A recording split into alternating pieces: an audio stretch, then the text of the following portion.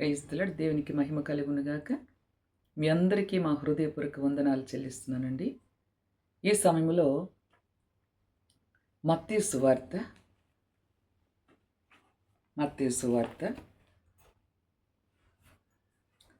12వ అధ్యాయము 36 వచనం చూద్దాం. ఎందుకంటే మనం ఒక దినాన్న ఒక రోజు రాబోతుంది. ఆ రోజు ప్రభు ఎదుట మనం నిలబడి మనం లెక్క చెప్పాల్సి ఉంది. ఏమి లెక్క చెప్పాలి కదా? నోరుందని చెప్పేసి మనం రకరకాలుగా మాట్లాడుతూ ఉంటాం. అందుకే మనం మాట్లాడే ముందు బహు జాగ్రత్త కలిగి మాట్లాడాలి. హల్లెలూయా! దేవునికి మహిమ కలుగును గాక. ఒకసారి చూద్దామండి లేఖన భాగాల్లో. నేను మీతో చెప్పినదేమనగా, మనుష్యులు పలుకు వ్యర్థమైన ప్రతి మాటను గూర్చియు విమర్శ దినమున లెక్క చెప్పవలసి ఉండును. Praise the lord. హల్లెలూయా! విమర్శ దినమున, ఒక దినాన్న ఖచ్చితంగా మనం దేవునికి లెక్క చెప్పాలి. హల్లెలూయా! ఏమి లెక్క చెప్పాలి అంటే, ఇంట్లో రేషన్కి ఎంత ఖర్చు అయ్యింది, కరెంటు బిల్ ఎంత వచ్చింది, ఇవి కాదు ప్రభు అడిగేది. హల్లెలూయా! మనకిచ్చిన ఆయుష్కాలంలో ఈ భూమి మీద ప్రతి ఒక్కరు, నేనైనా చెప్పాలి, మీరైనా, ప్రతి వారు ఎంత భక్తులైనా ఒక రోజు రాబోతుంది. ఆ సమయంలో ప్రతి వారు ప్రభుకి లెక్క చెప్పవలసింది. ఏంటి లెక్క? మన నోటితో ఏమైతే పలుకుతున్నామో, ఏమైతే మాట్లాడుతున్నామో దాని గూర్చి మనం లెక్క చెప్పవలసి వస్తుంది. మరొకసారి చదువుతా. మనుషులు పలుకు వ్యర్థమైన ప్రతి మాటలను గూర్చియో. వ్యర్థమైన మాటలు ఏమండి అంటే రెండు రకాలు ఉన్నాయి. మంచి మాటలని, వ్యర్థమైన మాటలు కూడా ఉన్నాయి. కొంతమంది చెవులో కొరికేస్తూ ఉంటారు. ఇక వాళ్ళకి ఏం పని ఉండదు. తెల్లారిందంటే ఇప్పటికి పక్కన ఇంటి వాళ్ళకి వెళ్ళి చెప్పాలి కదా. వాళ్ళు అలాగా వెళ్ళేలాగా ఇంటి విషయాలు చెప్పడం, ఇంక ఇదే పనిలో ఉంటారు వాళ్ళు. ఏమ్మా, ప్రభుతో చక్కగా మాట్లాడడం దేవుని సన్నిధిలో. హల్లెలూయా! ఈరోజు లేస్తున్నాను ప్రభా, ఈ ఉదయాన్న రాత్రి చక్కగా సుఖనిద్ర దయచేసిన ప్రభా, మీకు వందనాలనైనా. ఉదయాన్ని లేవగా నా నోటి నుంచి ఏం వ్యర్థమైన మాట్లాడతానో, నా నోటి నుంచి వచ్చే ప్రతి వ్యర్థమైన మాటలు తొలగించని, వ్యర్థత నా నోటి నుంచి రావడానికి వీల్లేదు ప్రభా. శ్రేష్టమైన మంచి మాటలు ఒక్క ఆయన నోటి నుంచే వస్తాయి. అది ప్రభుని యేసుక్రీస్తు నోటి నుంచి వచ్చే ప్రతి మాట మంచి మాటలు. హల్లెలూయా కదా. మంచి మాటలే కానీ మాటలు. ఆ మంచి మాటలు యేసయ్య నోటి నుంచి వచ్చే మాటే మన నోటి నుంచి రావాలి. హల్లెలూయా! అంతే తప్ప వ్యర్థమైన మాటలు మాట్లాడతారు చాలామంది. ఎందుకు పనికిరావు. ఏమా, అల్లర్లు, గొడవలు, ఆ నోటి నుంచి వచ్చే మాటలు. భర్త రాగానే సడలు చెప్పి రాగానే ఇంట్లో ఫైటింగ్ అయిపోద్ది. తల్లికి కొడుకు.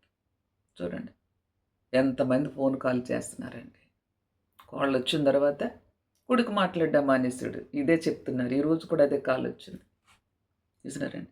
అసలు అమ్మ ఎదురుగొచ్చిన మాట్లాడంట కొడుకు. చూసినారే.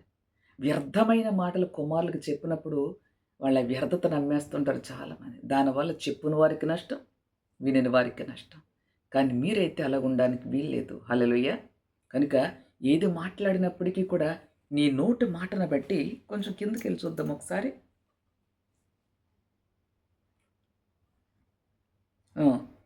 నీ మాటలను బట్టి నీతిమంతుడివని తీర్పు పొందుతారంట. హల్లెలూయా! నీ నోటి మాటను బట్టే అపరాధం తీర్పు తీర్చబడతావు. నీ నోటిని బాటను బట్టే. కనుక మా నోటి మాటలను బట్టి నీతిమంతుడివా, అపరాధివా కదా. మరి ఈ రోజు వరకు కూడా నీ నోటి నుంచి ఏం మాటలు వస్తున్నాయి కదా. మంచి మాటలు పలకాలి. ఇంకా కొంచెం మనం ముందుకెళ్తే లేఖనాల్లో కూడా రోమా 14 అధ్యాయం మనం చూస్తే ప్రభు చెప్తున్న మాట శ్రేష్టమైన మాట. మనలో ప్రతి వాడును తన్ను గురించి దేవునికి లెక్క చెప్పవలసి ఉన్నది. ప్రతివాడు మనలో ప్రతివాడు నువ్వాని అంటే ఎవరికి వాళ్ళే అందరూ చెప్పాలి. ఈ భూమి మీద ఆ!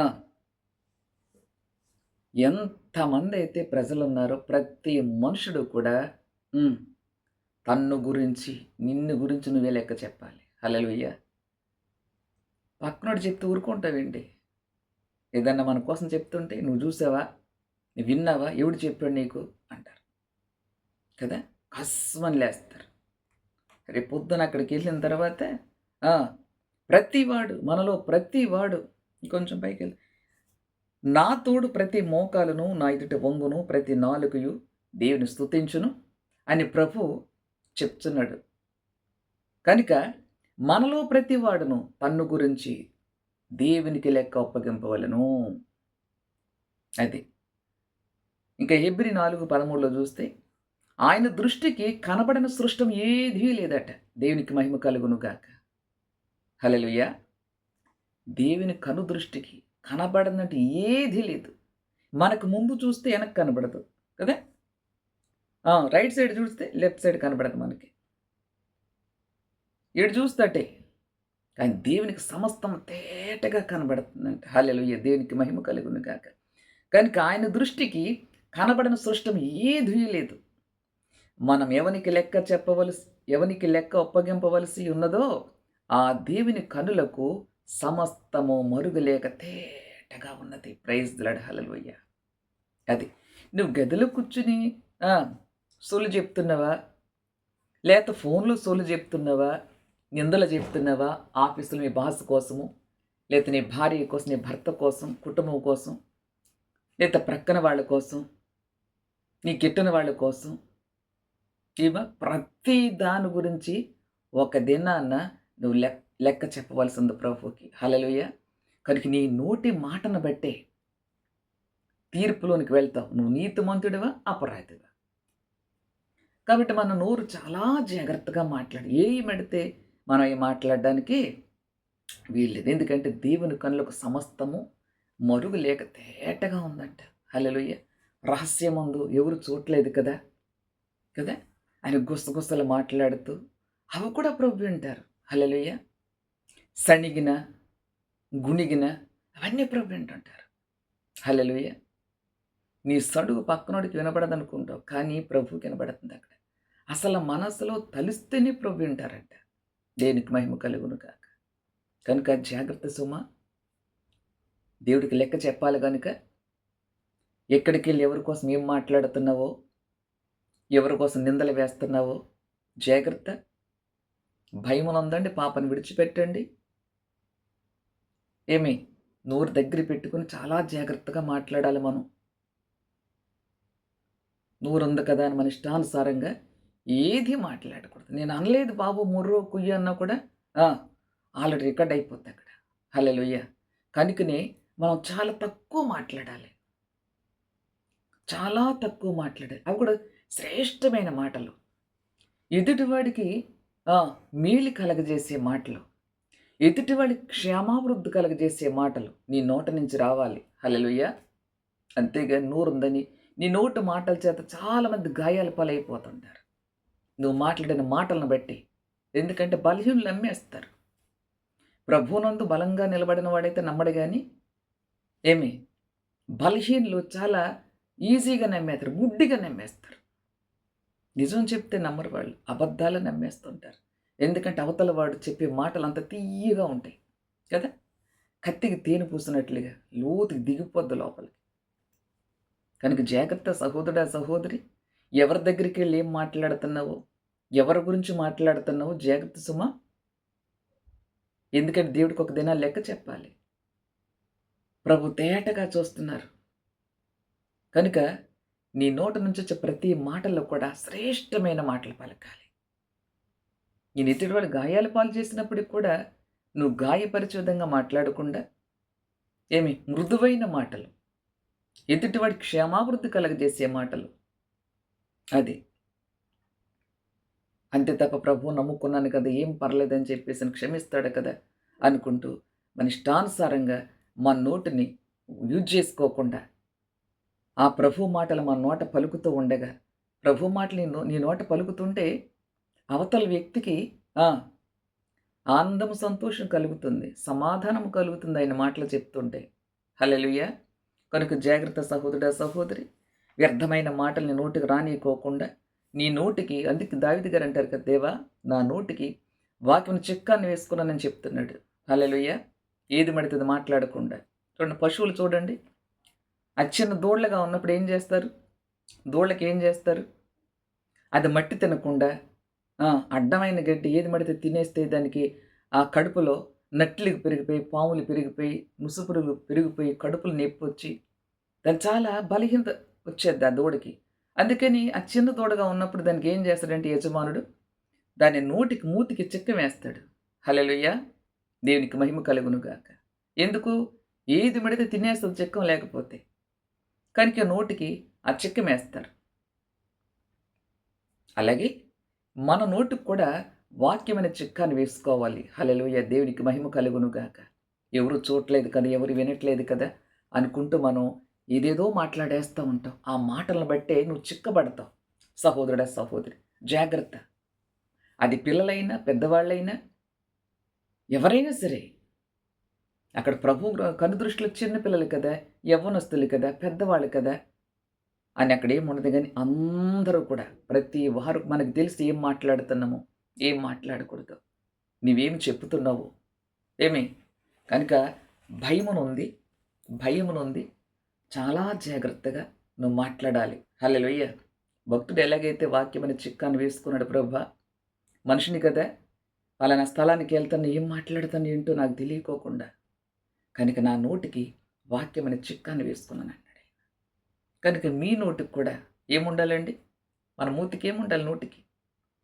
చిక్కం వాక్యమనే చిక్కం వేసుకుంటే మాట్లాడం. దేవునికి మహిమ కలుగునుగాక. హల్లెలూయా!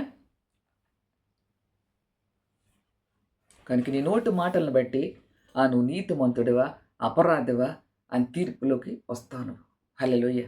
కనుక ప్రభు మనం చూస్తున్నారు కాబట్టి ఆయన కను దృష్టిలో మనం బహు జాగ్రత్త కలిగి ఏది మెడితే అది మాట్లాడకుండా, ఏది మెడితే అది తినకుండా. అందుకే మరి దావీదు దగ్గర పిచ్చోడేంటి? ఏమి మనమైతే అసలు వాక్యం చిక్కాను వేసుకుంటున్నాను ప్రభు వెయ్యండి ప్రభు అని అనరు ఇక. ఏమి వెళ్ళొస్తానని భార్యకి చెప్తే పిల్లలకి వెళ్ళిపోతారు అంతే. ఎక్కడికి వెళ్తున్నాడో, అక్కడ ఏం మాట్లాడుతున్నాడో ఏ మాత్రం భయం లేకుండా. దేవుడు చూస్తున్నారు కదా, వింటున్నారన్న భయం లేకుండా ఎంత ఫాస్ట్‌గా మాట్లాడతారంటే, నేను అనలేదు, నేను చెప్పలేదు, చేయలేదు అంటారు. అన్నీ రికార్డ్ అయిపోయినాయి అక్కడ. హల్లెలూయా! కనుక జాగ్రత్త కలిగి మనం ఎవనికి లెక్క ఒప్పగింపవలసి ఉన్నదో ఆ దేవుని ఆ కనులకు సమస్తము కూడా మరుగు లేకుండా తేటగా ఉందంట. జాగ్రత్త. కొద్ది రోజులైతే నూతన సంవత్సరంకి వెళ్ళబోతున్నాం. మరి నీ నోటి మాటను బట్టి నీతిమంతుడిగా మరి ప్రభు కనుదృష్టిలో నిలబడతావా? లేకపోతే అపరాధిగా నిలబడతావా? కనుక మన నోరు కంట్రోల్‌లో పెట్టుకొని వ్యర్థమైన మాటలు రానీయకోకుండా వ్యర్థమైన మాటలు వస్తాయి నోటు తెరిస్తే మనుషులకి. తెల్లారి లేస్తే వ్యర్థమైన మాటలు, ఎందుకు పనికిరాని మాటలే. ఫోన్లు చేస్తారు, పనికిమాలిన మాటలు చెప్తూ ఉంటారు. ఒక్కటి ఉపయోగం ఉండదు ఫోన్లు వచ్చింది, సెల్ ఫోన్లు వచ్చిన తర్వాత.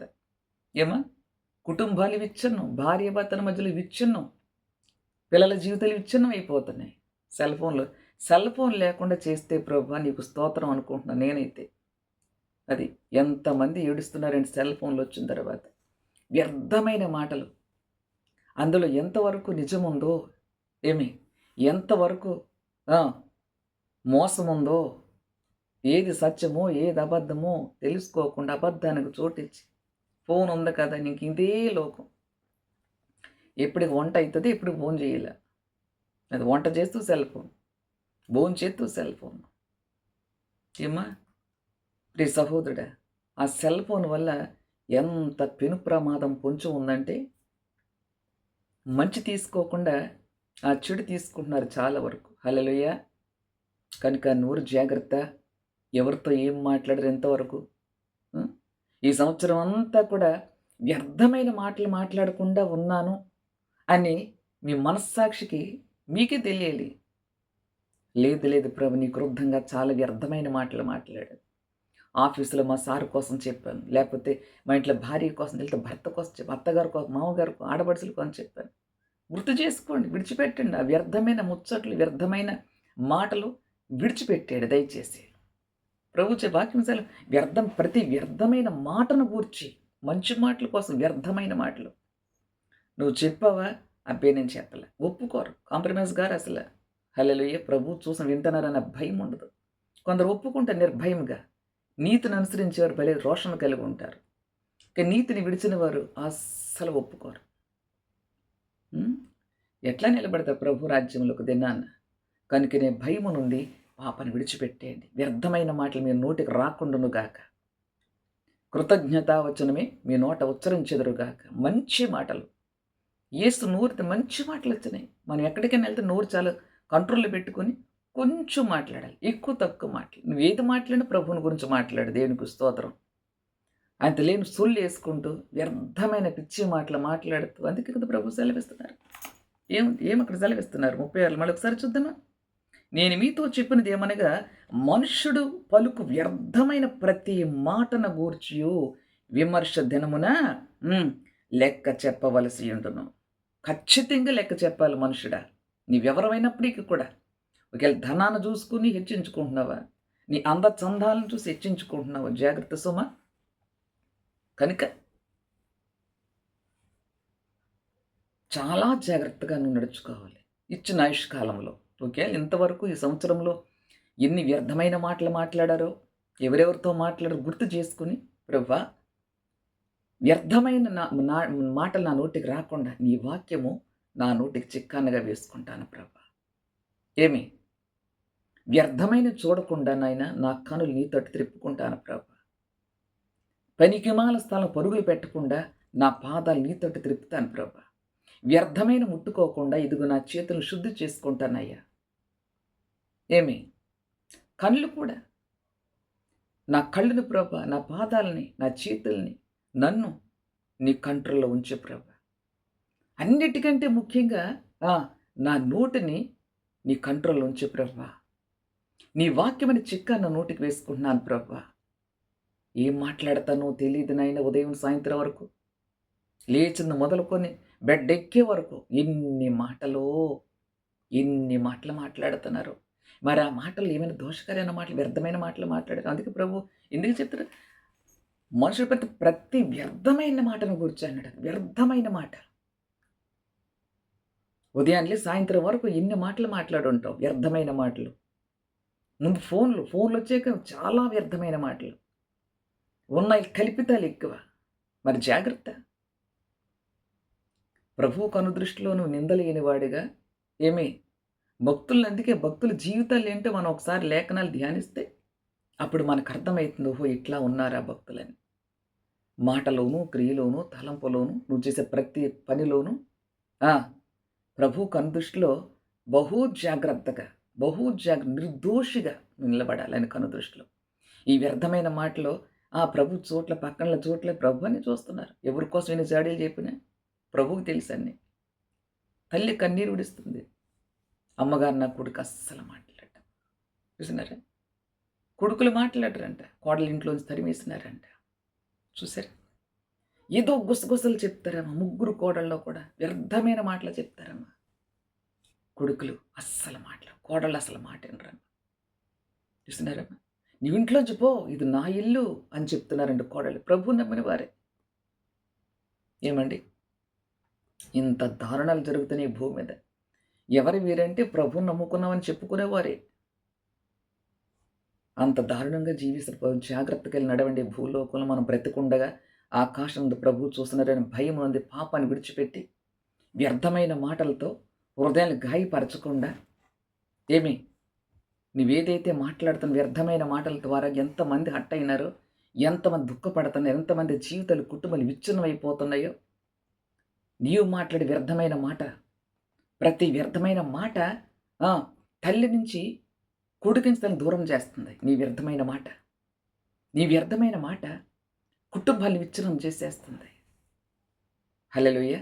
తల్లులు కూడా భక్తిహీనంగా జీవిస్తూ బిడ్డలు కూడా భక్తిహీనతలకు తీసుకెళ్ళిపోతున్నారు. ఏడుస్తున్నారు అనేక మంది. హల్లెలూయా. కనుక తల్లి తల్లి వ్యర్థమైన మాటలు మాట్లాడకుండా ఉంటే బిడ్డలు కూడా వ్యర్థమైన మాటలు మాట్లాడరు. ఆ వ్యర్థత భ్రష్టత్వంలోకి తీసుకెళ్ళిపోద్ది మనుషుల్ని. కనుక జాగ్రత్త సుమ. వ్యర్థమైన మాటలు రానియకోకుండా నాయన నీ వాక్యాన్ని నా నోటికి చిక్కం వేసుకున్నాను ప్రభా. నా నోటి కంట్రోల్ పెట్టుకుంటాను ప్రభా. నీ వాక్యమైన చిక్కాన్ని వేసుకుంటానయ్యా. దయతో క్షమించు. ఈ సంవత్సరం అంతట్లో నేను వ్యర్థమైన ఎన్ని మాటలు మాట్లాడుంటానో ప్రభా. నీవు చెవియొగ్గి విన్నావు ప్రభా. ఆ పక్కన వినకపోవచ్చు, నీకైతే తేటగా కనపడుతుంది. కనుక నన్ను క్షమించు ప్రభా అని నువ్వు ప్రభునందు భయమునుంది ప్రభుని ప్రార్థించినట్లయితే, విశ్వసించినట్లయితే ఇంకెప్పుడు ఈ మాటలు వ్యర్థమైన మాట నా నోట వస్తే నీ మాట నా నోట రావాలి. నా నోటి ప్రతి మాట వల్ల ఎదుటివాడి క్షేమాభివృద్ధిని అందుకోవాలి. దేవా నాకు సహాయం చేయండి, నన్ను క్షమించు ప్రభా అని నువ్వు అంటున్నట్లయితే నీకోసం నేను ప్రార్థన చేస్తా. కళ్ళు మూసుకొని చిన్న ప్రార్థన చేస్తా. ప్రభా మీకు కృతజ్ఞతాస్తుతులు చెల్లిస్తున్నాము నానే, ఇంతవరకు నాతో మాతో మాట్లాడి ఉన్నారు. విమర్శ ధనమును ప్రభా ప్రతి మనుషుడు ఖచ్చితంగా నీ సన్నిధి నిలబడి లెక్క చెప్పాల్సింది. నీ ఎదుట నిలబడాలి, ఖచ్చితంగా లెక్క చెప్పాలి. అది కాదు లేదా అన్నప్పటికీ కూడా ప్రభా దేవా నీకు తేటగా మరుగు లేకుండా తేటగా కనపడుతుంది, వినపడుతుంది, చూస్తున్నావు. దేవా ఈ లోకంలో మనుషుల్ని మోసగించొచ్చేమో, కానీ నీ నీ నీ కన్నులకు మరిగింది ఏది లేదు గనుక నిన్ను కాదని అయ్యా, మరి నిన్ను కాదని ఎక్కడ దాక్కుంటాడు మానవుడు? ప్రతి వాడు నీ ఎదుటి నిలబడాల్సింది ఒక దినాన విమర్శ దినమున. కనుక నా తండ్రి వ్యర్థమైన మాటలు ఇంతవరకు మాట్లాడినట్లయితే ప్రభా సహోదరులను క్షమించండి. తల్లులేంటి, తండ్రులేంటి, అన్నదమ్ములు, అక్క ఎంతోమంది చూస్తున్నారు ఈ సమయంలో. వాళ్ళు క్షమించండి ప్రభా. వ్యర్థమైన మాటలు నా తండ్రి బిడ్డలకు నోటికి రాకుండా నీ వాక్యమైన చిక్కం వారి నోటికి వెయ్యబడను కాకింద నేమ్ ఆఫ్ జీసస్. ప్రభా నీ కనుదృష్టిలో నీతిమంతులుగా నిలబడే కృప దయచేయమని ప్రార్థిస్తున్నాను. ఎందుకంటే దేవా ఒకదాన్ని లెక్క చెప్పాలి. సిగ్గుతో అవమానంతో తలదించుకునే స్థితి రాకముందే ఇప్పుడే ఎందరు సజీవులుగా ఉండి నీ వాక్యాన్ని వీక్షిస్తున్నారో ఆ బిడ్డలందరి జీవితాల్లో కూడా గొప్ప కార్యం జరిగించండి అయ్యా. వారి హృదయని శుద్ధి చేయండి ప్రభా, అంతరంగాన్ని శుద్ధి చేయండి అయ్యా, నోటిని శుద్ధి చేయండి, నాలుకని పదం శుద్ధి చేయండి నా ప్రభా. యేసు అద్భుతం చేసి మహిమ తెచ్చుకోండి, గొప్పగా జరిగించండి. వాక్యాన్ని ప్రతి ఒక్క బిడ్డలు మీ చేతులకు అప్పగించండి, వారి కుటుంబాలు మీకు అప్పగించండి అయ్యా. దేవా మీకు ఇంకా కుటుంబాన్ని దీవించండి, ఆశీర్వదించండి. వ్యర్థమైన మాటలు మాట్లాడకుండా, బిడ్డను దూషించకుండా, ద్వేషించకుండా, అబద్ధాలు, మోసకరమైన మాటలు, అయ్యా నిందలు, ఇలాంటి ప్రభు వ్యర్థమైన మాటలు మాట్లాడకుండా అయ్యా వారి నోటి నుంచి శ్రేష్టమైన మాటలు, యేసు నీ నోటి మాటలే వారి నోటి పలికించి దేవా విలువైన మాటలు, నీ మాటలు బహుశ్రేష్టమైన మాటలు, ఆ మాటలే వారి నోట నువ్వు పలికించేదవుగాక. ఎదుటివానికి క్షేమాభివృద్ధి కలగజేసే మాటలు, కృతజ్ఞతావచనం ఉచ్చరించే విధముగా వారి నాలుక నీ పెదవులను శుద్ధీకరిస్తున్న యేసు రక్తంతో నాయన మీరు శుద్ధి చేయండి, బాగు చేయండి, దయతో క్షమించండి. వారిని దీవిస్తున్నాను, మీరు దీవించండి. కుటుంబాల సమేతంగా నీ సన్నిధిలో నిందలేని వారికి నిలబెట్టి మహిమ తెచ్చుకోనమే. వారి నోట ఎల్లప్పుడూ కూడా తండ్రి శ్రేష్టమైన మాటలు పలికిస్తూ నీ మాటల నోటి పలికించమని, ప్రతి వ్యర్థమైన మాటలు వాళ్ళ నోటికి రాకుండా దేవా మీ యొక్క మరి వాక్యమైన చిక్కాన్ని వారి నోటికి వేస్తూ మీ రక్తంతో సీల్ చేసి, మీ ఆత్మతో ముద్రించి, మీ అగ్నితో ముద్ర వేసి, మీ రక్తంతో ముద్ర వేసి ఆ బిడ్డలనే కుటుంబాల వారి ప్రాణదేవతలు మీ చేతులుగా అప్పగిస్తూ నన్ను నిండే మనసు బ్లెస్ చేసిన పరలోక మా ప్రీతండి యేసు పరిశుద్ధ నామమున ఆమేన్, ఆమేన్, ఆమేన్. ఎవరైనా బలహీనలుగా ఉంటారు ముట్టండి, స్వస్థపరచండి. వారక్కర్ల శ్రీసం తీర్చబడను గాకని నేచురల్ యేసు పరిశుద్ధను స్తుతించి ప్రార్థిస్తూ వీళ్ళని మనసు బ్లెస్ చేసిన పరలోక మా ప్రీతండి. ఆమేన్, ఆమేన్. God bless you.